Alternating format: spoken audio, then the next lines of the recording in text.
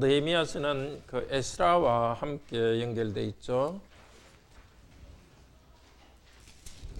에스라는 1장에서 6장까지가 1차 포로에서 귀환한 사람들의 성전을 짓는 이야기입니다. 에스라 1장에서 6장. 그 다음에 에스라 7장에서 10장은 2차로 돌아온 사람들, 에스라의 인도로 2차로 돌아왔습니다. 그 사람들이 돌아와서 말씀을 배우고 예배를 새롭게 한 것입니다. 그렇게 에스라 1장에서 6장이 첫 번째 돌아온 사람이 성전을 짓고 예배를 회복한 것. 에스라 7장에서 끝까지는 2차로 에스라의 인도로 돌아온 백성들이 말씀을 배우며 회복한 겁니다. 느헤미야서 1장에서 6장은 이제 에스라가 온 지 13년 뒤에 느헤미야를 중심으로 해서 예루살렘 성벽, 주위 성벽을 건축했습니다. 그리고 7장에서 13장은 성벽 건축한 뒤에 어떻게 됐냐 하는 내용인데요. 7장은 다시 옛날에 1차로 돌아온 사람들의 명단을 다시 말해주고 있습니다. 그러니까 7장에 다시 옛날 명단을 이야기하는 이유는 지금 성벽을 지었지만은 이 성벽을 다시 짓고 우리가 안전하게 사는 것은 바로 지금부터 80년 전에 돌아온 우리 조상들이 성전을 짓는 것에서 시작됐다 해서 1차로 돌아와서 성전을 지은 사람 이야기를 7장에 했습니다. 그 다음에 8, 9, 10장은 이제 에스라에게 말씀을 다시 배우면서 성벽을 다 지은 다음에 에스라에게 말씀을 배우면서 언약을 새롭게 하는 이야기입니다. 8장에서는 말씀을 잘 배우면서 회개하고 그리고 8장 마지막에서는 초막절 동안 8일 동안 하나님 말씀을 배우고 집회를 했습니다. 오늘 9장은 이제 8일 동안 하나님의 말씀을 배운 다음에 이제 백성들이 회개하면서 하나님 앞에서 언약을 맺는, 새롭게 살겠다고 언약을 맺는 그 이야기입니다. 자, 9장 제목은 말씀에 비추어 회개하면서 언약을 새롭게 하는 것입니다. 9장 1절에서 4절에 보면은 그달 24일에, 이거는 7월 24일입니다. 7월 21일에서 24일이 초막절입니다. 초막절 행사를 하고 이제 이스라엘 자손이 금식하며 굵은 배를 입고서 회개했습니다. 회개의 제일 첫 번째가 이방 사랑과 절교하고, 특히 이제 이방 결혼, 하나님을 알지 못하는 사람과 결혼함으로써 그 사람들의 악한 문화에 영향을 받는 것, 이방 결혼도 하지 않고 그 사람과의 관계를 단절하고 거룩한 백성으로 구별되게 살겠다는 거죠. 회개했습니다. 그리고 어떻게 모였느냐?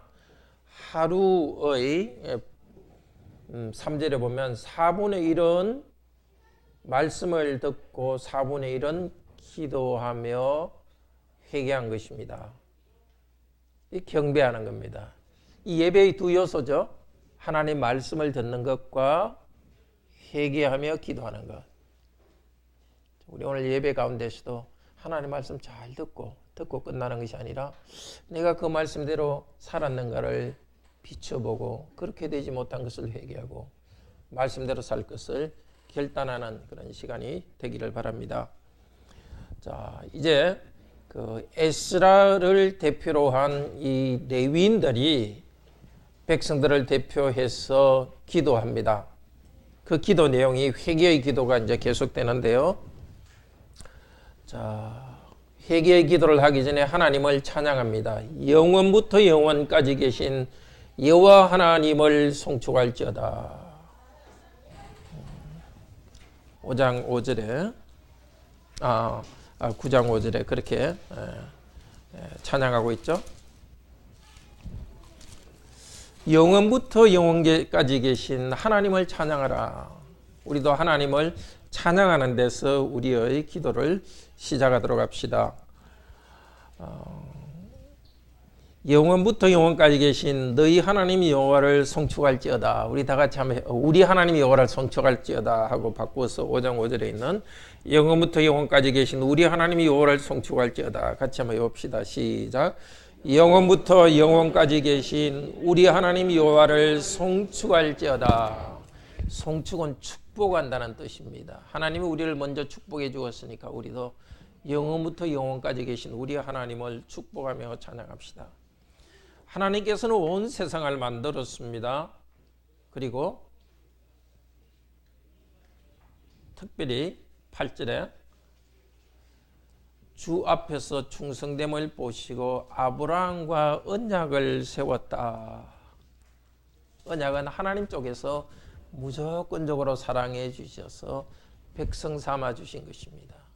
하나님께서 무조건적으로 사랑해 주셨기 때문에 아브라함도 그 하나님께 순종하여서 하나님을 따르기로 결심하고 따라 나섰습니다.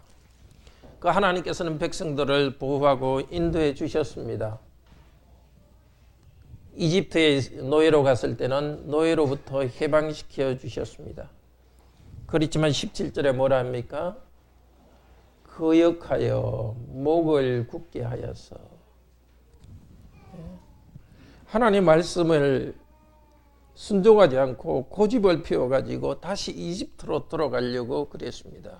그때 하나님께서 바로 심판할 수 있었지만은 17절에서 용서하시는 하나님이라 은혜로우시며 긍휼히 여기시며 더디 노하시며 인자가 풍부하심으로 이 똑같은 표현이 시내산에서 이스라엘 백성들이 금송아지를 만들었을 때 하나님께서 멸망시키려고 할 때 모세가 기도했고 그때 하나님께서 나는 이런 하나님이라고 말씀하셨습니다.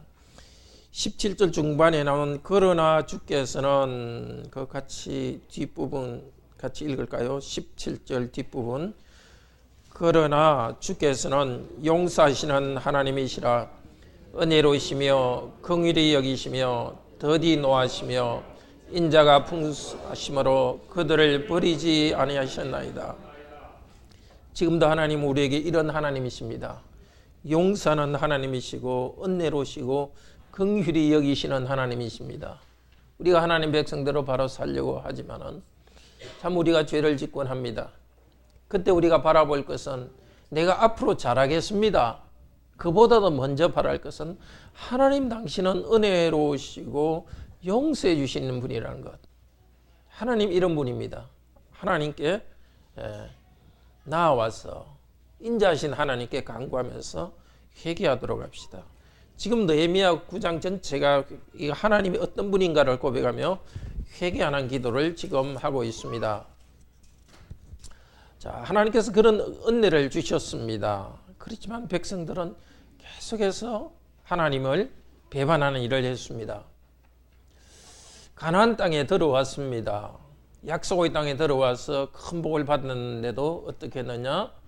26절 같이 읽읍시다. 그들은 순종하지 아니하고 주를 거역하며 주의 율법을 등지고 주께 돌아오기를 권면하는 선지자들을 죽여 주를 심히 모독하였나이다. 이 가나안 땅에 처음 들어왔을 때 선지자를 보낸 것은 아닙니다. 선지자들은 그 뒤에 한 400년 뒤에 선지자들, 첫 번째 선지자가 엘리야인데 그 엘리야 선지자는 이 가나안에 들어온 지 거의 한 500년 뒤입니다. 그런데도 가나안에 처음 들어왔을 때 선지자들의 말을 듣지 않았다 하는 것은 그 시대 전체를 통틀어서 말합니다. 가나안 땅에 처음 들어올 때부터 선지자를 보낼 때까지 전체 동안 하나님의 백성들은 선지자들의 말을 듣지 않았습니다. 율법과 선지자라고 말하고 있죠. 율법이라는 것은 창세기, 출애굽기, 레위기, 민수기, 신명기, 구약의 첫 번째 5권입니다. 선지자라는 것은 이 율법을 해석해 준, 그리고 율법에 따라 살아라고 말해 준 그 사람들이 한 것을 선지자다 그렇게 합니다. 성경의 여호수아 뒤로부터 성경은 다 선지서라고 이렇게 말합니다. 자, 하나님께서 율법도 주셨고 선지자를 세워서 하나님께 순종하라 하더라도 말을 듣지 않았습니다. 30절에서도 같은 말을 반복합니다. 하나님께서 용서하시고 선지자를 통해서 주의 신으로 성령을 통해서 권고했지만 듣지 않았습니다. 그래서 하나님께서는 그들을 이방 나라에 바벨론에 포로로 가게 하셨습니다. 그것을 지금 회개하고 있습니다. 그렇지만 21절, 22절 하나님이 어떻게 하셨는지를 그들은 31절, 32절에서 회개하면서 또 기도하고 있습니다. 31절, 32절 같이 읽읍시다. 주의 크신 긍휼로 그들을 아주 멸하지 아니하시며 버리지도 아니하셨사오니 주는 은혜로우시고 불쌍히 여기시는 하나님이시니이다. 우리 하나님이여 광대하고 능하시고 두려우시며 언약과 인자심을 지키시는 하나님이여 우리와 우리 왕들과 방백들과 제사장들과 선지자들과 조상들과 주의 모든 백성이 아수르 왕의 때로부터 오늘까지 당한 모든 환난을 이제 작게 여기지 마옵소서. 우리도 이렇게 회개하라고 이 말씀이 우리에게 주어졌습니다. 우리가 죄를 지었지만 하나님께서 아주 멸망시키지는 않으셨습니다. 우리를 긍휼히 여기시는 하나님입니다. 하나님, 우리 죄 때문에 이런 어려움을 당하고 있습니다. 하나님, 우리 환난을, 어려움을 돌아보시고 여기서 벗어나게 해주소서. 그러니까 어려움에 벗어나게 해달라 할 때 그냥 힘든 일만 벗어나게 해달라고 말하지 않고 죄를 지었다는 것을 이렇게 충분히 고백하고 또 더 중요한 것은 하나님이 어떤 분인지를 다시 믿음으로 바라보는 겁니다. 우리 성도님들도 어려움이 생겼을 때 어려움만 벗어나게 해달라 그렇게 기도해서는 안 되고요. 내가 어떤 죄를 지었는지를 말하고 그 다음에 다시 하나님을 바라보셔야 됩니다. 하나님을 묵상하고 오늘 앞으로 회개 기도하실 때 이런 부분을 잘 기억하셨다가 이걸 그대로 따라하면서 기도하십시오. 자, 그리고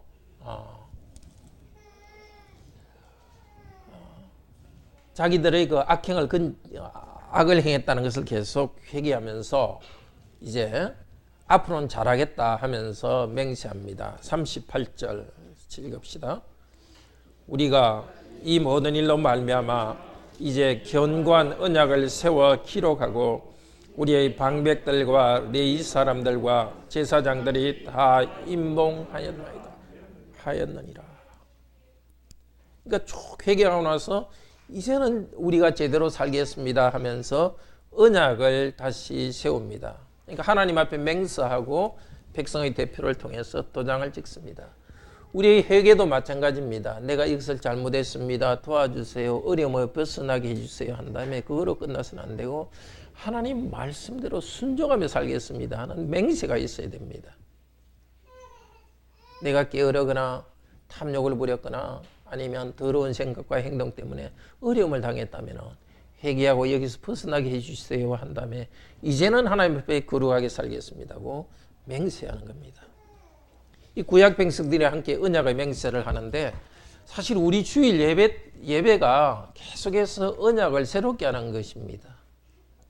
따로 이런 의식을 안 하더라도 우리 주일 예배 때 하나님이 어떤 분인지를 배우고 또 예배 때 회개하고 말씀을 들은 다음에 이제 그대로 살겠습니다 맹세하는 것이 우리 교회 공동체가 다 같이 언약을 새롭게 하는 것과 같습니다. 자, 10장의 제목 읽읍시다. 언약 맺은 대표자와 언약의 내용입니다. 10장 앞부분에 대표자의 명단을 쭉 기록합니다. 기록하고 나서 이제 맹세합니다. 29절, 10장 29절 같이 한번 읽읍시다. 다 그의 형제 귀족들과 따라 저주로 맹세하기를 우리가 하나님의 종 모세를 통하여 주신 하나님의 율법을 따라 우리 주 여호와의 모든 계명과 규례와 율례를 지켜 행하여. 저주로 맹세한다 이 뜻은 뭐냐면 우리가 맹세한 내용을 지키지 않으면 하나님께서 저주를 내리시옵소서. 하나님께 벌을 받을 각오를 하면서 이 맹세를 합니다. 당연히 그렇지 않습니까? 하나님 말씀대로 하기로 결심했는데 그렇게 하지 않을 때는 하나님께서 우리에게 매를 드시는 게 당연합니다. 우리를 사랑하기 때문입니다. 자, 맹세의 내용이 뭡니까? 하나님 말씀을 다 지키겠습니다. 우리도 하나님 말씀을 잘 지키겠다는 헌신을 해야 됩니다. 우리 노력으로 구원받는 건 아니지만은 하나님의 죄 용서받고 하나님 사랑하기로 결심했으면 하나님 명령하신 말씀 하나하나를 지키면서 살아갑니다. 구체적으로 그때 명령 중에 강조하는 것이 30절에 보면 우리 딸들을 이방인에게 주지 않고 믿지 않는 사람들과 결혼시키지 않겠다는 것입니다. 왜 그럴까요? 믿지 않는 사람하고 결혼하면은 그들의 우상 숭배의 영향을 받아서 하나님 백성이 우상 숭배하면서 하나님께로부터 떠납니다. 믿지 않는 사람들이 하는 죄악된 행동을 따라가기 때문에 그렇게 하지 않겠다는 것입니다. 그리고 31절에는 주의를 잘 지켜서 예배드리겠다. 오늘도 마찬가지죠. 6일 동안 열심히 일해야 되지만 주일에는 가급적 쉬면서 예배에 온전히 집중하는 것이 하나님 백성이 해야 될 것이 중요한 일입니다. 또 그 다음에 뭘 맹세합니까? 이제는 성전에 필요한 물품을 잘 들여서 성전 예배가 계속되도록 하겠습니다. 우리도 지금 우리 성도님들이 참 열심히 일하셔서 헌금하셔서 교회가 이렇게 공간도 임대하고 목사 사례도 주고 또 성도들도 돕고 이렇게 성도님들이 이렇게 하고 있죠. 계속해서 우리가 이 교회를 세워가고 주일 예배를 잘 드리고 우리 삶에서 거룩하게 살아가는 이런 삶을 헌신을 할 수 있기를 바랍니다. 자, 그러니까 이게 예루살렘 성벽을 다 완성한 다음에 봉헌식은 12장에 합니다. 봉헌식 하기 전에 먼저 옛날에 온 백성들의 명단을 기억하고 다시 하나님 뜻대로 살겠다는 맹세를 하고 그 다음에 11장 제목 봅시다. 예루살렘과 지역별 거주자, 거주자 명단이 있습니다. 성은 쭉 성벽은 지었는데 사람이 안 살면 안 되잖아요.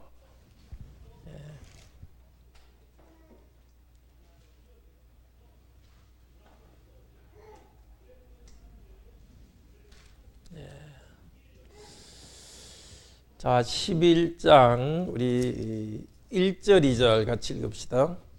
백성의 지도자들은 예루살렘에 거주하였고 그 남은 백성은 제비 뽑아 10분의 1은 거룩한 성 예루살렘에 거주하게 하였고 그 10분의 9는 다른 성읍에 거주하게 하였으며 예루살렘에 거주하기를 자원하는 모든 자를 위하여 백성들이 복을 빌었느니라. 자, 이 예루살렘에 거주하기를 자원하는 자를 위해 복을 빌었다는 걸 보니까 예루살렘에 거주하는 것이 좀 힘들었던 것 같아요. 조금 사람들이 좀 꺼렸던 것 같아요. 아마 그 예루살렘에 살아도 이렇게 특별히 토지가 거기 가까운 것도 아니고 예루살렘보다는 그 토지가 좋은데 살기를 원했던 것 같아요. 그렇지만 하나님의 이 거룩함을 나타내는 예루살렘이기 때문에 백성의 지도자들은 거기에 있었고 남은 백성들은 제비 뽑아서 10분의 1을 거기에 있게 했습니다. 의무적으로. 그렇지만 제비 의무로 갈 사람은 아니지만은 자원해서 가는 사람들은 예루살렘에 거주하게 하면서 복을 빌었습니다. 그 하나님의 백성으로서 하나님의 복을 나타내는 예루살렘에 거한다는 것 자체가 상당히 고난이 있었던 것 같습니다. 그러니까 하나님의 백성들을 대표해서 수고하면서 예루살렘에 어떤 백성들이 거주하게 되었습니다. 자, 예루살렘에 거주하는 백성들 마을 주변에 25절부터는 마을 주변에 거주하는 백성들 명단을 적었습니다. 그리고 12장은 제목을 봅시다.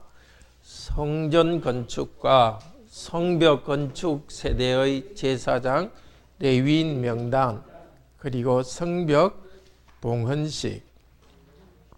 예. 앞쪽에는 이제 그 예루살렘에 거하는 사람들의 명단이었습니다. 그 다음에 12장은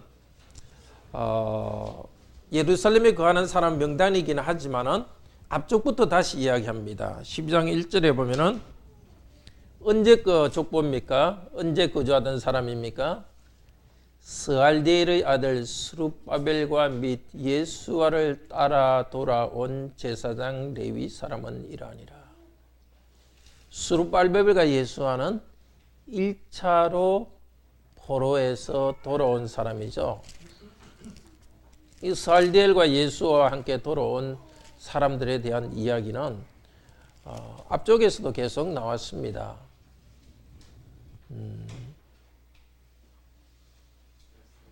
여기 7장 7절에서도 스룹바벨과 예수와 함께 돌아온 이야기, 느헤미야 7장에도 있고 앞쪽에 에스라 2장에서도 나옵니다. 그러니까 에스라 느헤미야에서 1차 포로로 돌아온 그 사람들에 대한 이야기가 에스라 2장에서 뒤에 느헤미야 7장, 느헤미야 12장 이렇게 세 번이나 반복됩니다. 왜 이렇게 계속 반복되느냐면 1차로 돌아온 사람들이 성전을 지었던 것. 그러니까 성전이 이 모든 것의 중심이라는 걸 강조하기 위해서 그렇게 합니다. 그리고 또 하나는 지금 우리가 이렇게 성도로서 살고 있는 것은 앞서 이곳에 돌아온 우리 조상들과의 역사적 연속성 가운데 우리가 살고 있다는 걸 나타내기 위해서입니다. 그러니까 이런 건 우리도 기억해야 되겠죠. 우리가 지금 예배드리고 있는 것은 앞선 세대가 믿음을 우리에게 물려주었기 때문입니다. 그리고 또 우리의 삶의 중심에는 성전, 즉 교회에서 모르는 예배가 우리 삶의 중심입니다. 예배가 중심으로 있을 때 우리 삶이 흔들리지 않습니다. 근데 12장에서는 제사장의 족보를 중심으로 이야기하고 있고요. 제사장 족보. 근데 그때 돌아온 제사장의 이제 후손이 지금 느헤미야 때까지 있습니다. 그게 10절에 예수아는 요아김을 낳았고, 예수아는 바로 1차 포로에서 돌아온 사람이고, 예수와 요아김은 이 느헤미야 때의 제사장입니다. 자, 그리고 이제 12절부터는 요아김 때의 제사장 된 족장. 이거는 성벽을 건축할 그 시대의 제사장 족장 명단을 이렇게 쭉 기록하고 있습니다. 자, 이것을 기록하는 이유는 이제 이 새롭게 성벽을 건축했는데 이 성벽을 건축하며 사는데 중심적인 역할을 할 사람이 말씀을 가르치는 제사장입니다. 자, 그리고 나서야 이제 성벽 봉헌식을 합니다. 27절에 보면 예루살렘 성곽이 12장 27절 같이 읽읍시다. 예루살렘 성벽을 봉헌하게 되니 각지에서 레위 사람을 찾아 예루살렘으로 데려다가 감사하며 노래하며 재금을 치며 비파와 수금을 타며 즐거이 봉헌식을 행하려 하매. 자, 예루살렘 성벽이 다 완성된 것은 사실은 6장 마지막에 이미 이야기했습니다. 6장 15절에 성벽 역사가 734페이지 보면요. 성벽 역사가 52일 만인 엘룰월 25일에 끝나며. 그러니까 성벽 건축이 끝났다는 것을 6장에 이야기해 놓고 성벽 봉헌식은 12장에 봉헌식을 해요. 그 사이에 일부러 다른 것을 넣어서 우리한테 생각을 하게 해요. 그 사이에 뭘 넣었죠? 1차 귀환해가지고 성벽을 건축했다는 거. 성전을 건축했다는 거. 그래서 이 성벽 안에 사는 것의 중심에는 성전이 있다는 걸 가르치죠. 두 번째는 8장에서 9장까지는 율법을 읽으면서 8장에 10장까지는 율법을 읽으면서 하나님께 말씀대로 살기를 헌신했죠. 성벽 안에서는 성전을 중심으로 말씀대로 순종할 때 이 성벽이 의미가 있다는 것을 가르치는 거예요. 이제야 이제 성벽 봉헌식을 하면서 기뻐합니다. 성벽 봉헌식에는 첫째는 정결 의식을 합니다. 30절에 보면 제사장과 레위 사람들이 몸을 정결케 하고 백성과 성문과 성을 정결케 하니라. 정결케 하는 것은 저희 물을 뿌리고 피를 뿌려서 더러운 죄를 갖다가 하나님께 씻어준다는 걸 나타냅니다. 성벽이 더럽지 않습니다. 성벽은 좋은 것인데도 하나님 백성들이 악하게 살았기 때문에 그 안에 살던 성벽이 더럽습니다. 그래서 하나님께서 백성을 정결케 하고 성벽을 거룩케 하게 해서 이제는 깨끗하게 해서 백성을 받아들이겠다는 것입니다. 31절부터는 이제 성벽을 이제 거룩하게 찬양하는데 성벽 위를 돌면서 성벽 서쪽에서 시작합니다. 두 그룹으로 나누는데요. 제일 앞에는 학사 겸 제사장인 에스라가 섭니다. 그 첫 번째 팀은 그 성벽 서쪽에서 시계 반대 방향으로 돌아갑니다. 그래서 제일 동쪽까지 와요. 두 번째 팀은 성벽 서쪽에서 북쪽으로 돌아가지고 동쪽으로 옵니다. 근데 성벽으로 돌아가는 팀의 제일 앞에는 제사장과 레위인이 갑니다. 제사장은 나팔을 뿡 불고 양뿔로 된 나팔을 불고 레위인들은 이렇게 악기를 연주하면서 하나님을 찬양하며 갑니다.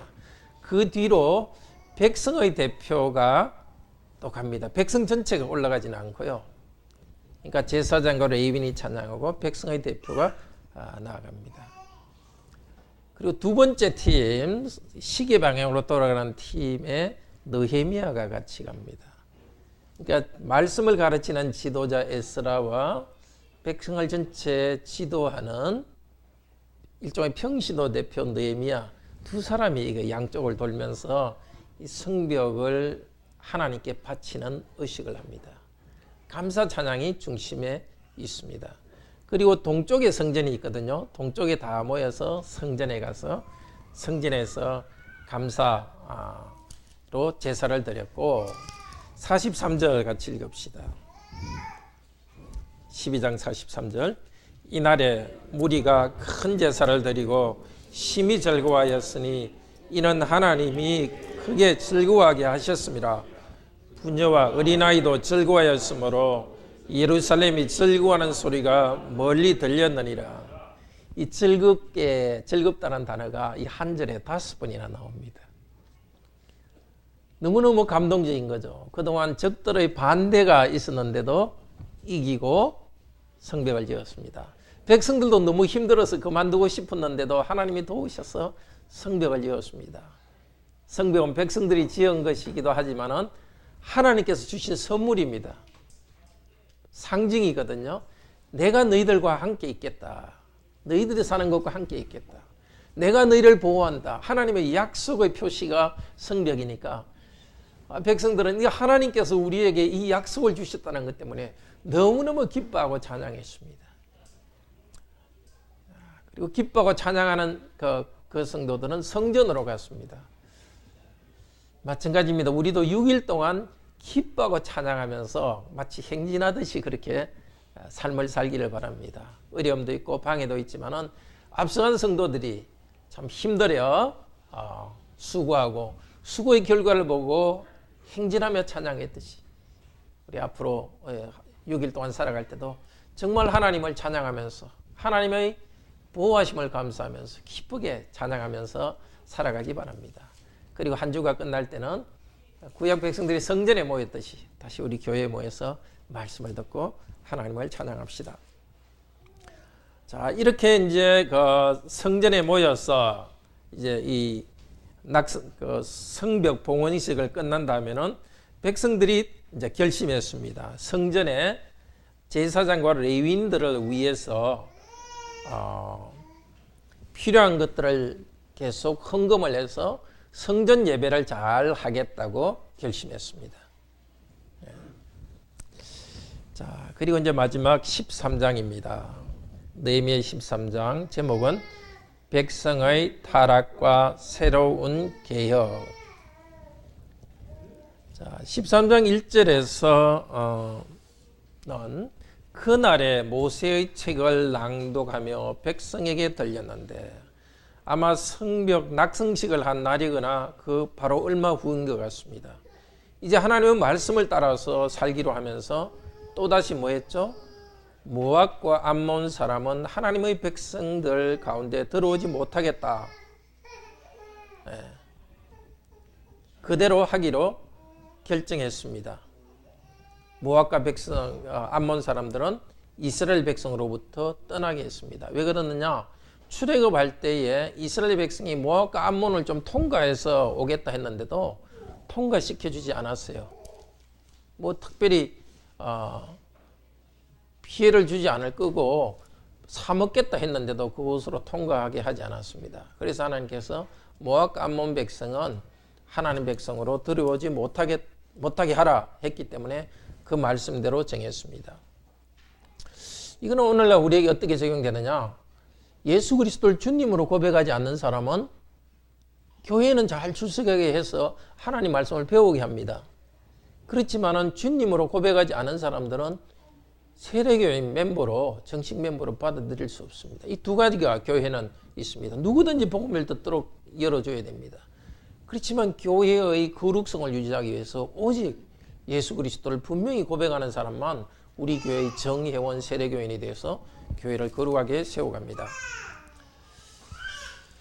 자, 그런데 이 느헤미야가 지금 6절에 한번 볼까요? 6절. 느헤미야가 1년 동안 저 페르시아에 갔다 옵니다. 원래 느헤미야는 페르시아 궁궐에 있다가 이스라엘 지역으로 총독으로 임명받아 왔었죠. 한 12년 동안 총독으로 임명받아서 일하다가 여기 어떻게 되어 있습니까? 6절, 13절, 6절 같이 읽어봅시다. 그때에 내가 예루살렘에 있지 아니하였느니라. 바벨론 왕 아닥사스다 32년에 내가 왕에게 나아갔다가 며칠 후에 왕에게 말미를 청하고 예루살렘에 이르렀어야 다시 예루살렘에 돌아왔습니다. 사실은 이때는 바벨론 왕이 아니라 페르시아죠. 페르시아지만 이전 나라 바벨론이라는 이름을 썼습니다. 그 지역 이름은 그 바벨론이라는 이름을 쓴 겁니다. 근데 우리도 대한민국도 한국 이름으로는 대한민국이지만 영어로는 코리아죠.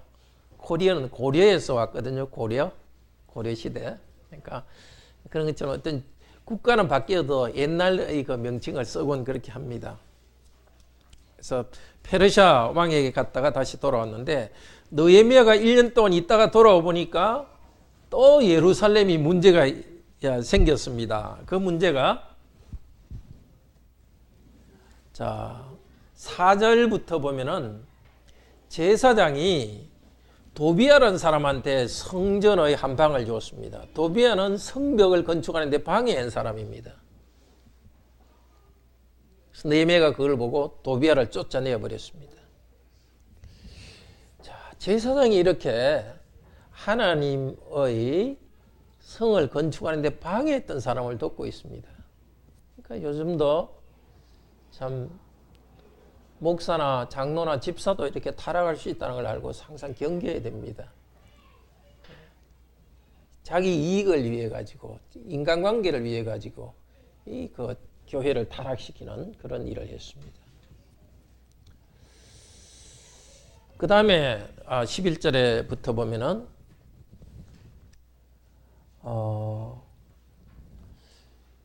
레위인들과 성전에서 섬기는 사람들에게 먹을 것을 주지 않아서 다 자기 고향으로 돌아가 버렸어요. 그래서 다시 느헤미야는 이 성전에서 섬기는 사람들한테 먹을 것을 경제적인 것을 지원해서 이 예배를 바로 세웠습니다. 15절부터는 안식일을 또 계속 백성들이 어겼습니다. 그래서 느헤미야가 안식일에 문을 잠그도록 했습니다. 문을 잠그도록 하니까 사람들이 어떻게 했어요? 성전 문 밖에서 딱 기다리고 있는 거예요. 안식일이 끝나자마자 들어와가지고 또 장사를 하려고. 그래서 느헤미야가 그냥 만약에 그렇게 하면 잡아가두겠다고 이렇게 혼을 내가지고 안식일을 잘 지키도록 했습니다. 참 이렇게 앞쪽에서 좋은 이야기가 이렇게 끝나죠. 하나님의 보호, 성벽을 주신 보호 때문에 그렇게 찬양하던 백성들이 또 탐욕에 빠져서 주일을 이렇게 가볍게 하고 합니다. 그 다음에 또 23절부터는 이방 여인과 또 결혼하는 일이 있었습니다. 그래서 느헤미야는 그 사람들을 책망하고 머리털을 뽑아서 책망했습니다. 그러면서 느헤미야가 지금 중요하게 생각한 이유는 26절에 보면은 옛날에 솔로몬이 이방 결혼 때문에 이 우상 숭배하면서 하나님의 큰 심판을 받았다. 또 안식일에 대해서도 18절에 보면은 안식일을 지키지 않았기 때문에 우리가 심판을 받았다. 그래서 거룩함, 예배, 이방인과 섞지 않고 거룩함을 지키는 것, 예배를 바로 세우는 것은 복을 받기 위해서기도 하고 하나님의 벌을 받지 않기 위해서 필요하기 때문에 엄하게 했습니다. 마지막에는 대제사장이 산발랏과 사돈 관계가 되었습니다. 산발랏도 하나님의 백성의 성전을 방해하던 사람이었습니다. 이번 경우는 느헤미야가 자기와 그 사람들과 관계를 끊었지만은 대제사장을 벌원하지는 못했습니다. 그래서 하나님 이 사람들을 처리해 주십시오 하고 기도합니다. 느헤미야의 끝이 이렇게 참 슬프게 끝나는 것은 답답한 일이지만 이것이 현실입니다. 우리가 하나님께 헌신하고 결심한다 하더라도 또다시 이렇게 엉성해지는 우리 자신을 돌아보라는 이야기입니다. 한번 하나님 뜻대로 살기 위해서 결심했다고 다가 아닙니다. 천국 갈 때까지 계속 자기를 돌아보고 하나님 앞에 매일매일 회개하고 헌신하면서 또 우리 교회도 계속해서 참 우리 교회는 괜찮을 것이다. 그런 교만한 마음을 버리고 항상 하나님 앞에 낮아지면서 거룩한 백성으로 나아가기 바랍니다. 기도합시다. 주님, 예루살렘 성벽을 건축하고 하나님의 거룩함이 그 성 안에 있고 또 하나님이 보호하실 것 때문에 기뻐 즐거워했습니다. 그러나 그 백성이 다시 또 이방인을 즐거워하여서 세속된 것을 즐거워하여서 이방 결혼을 하고 또다시 안식일을 지키지 않으면서 예배를 게을리했습니다. 우리 자신이 이런 죄에 넘어지지 않도록 빠지지 않도록 주님 도우시고 항상 겸손히 주님의 은혜를 간구하고 성령님 은혜에 의지하여 살게 하소서. 주 예수 그리스도 이름으로 기도드립니다. 아멘.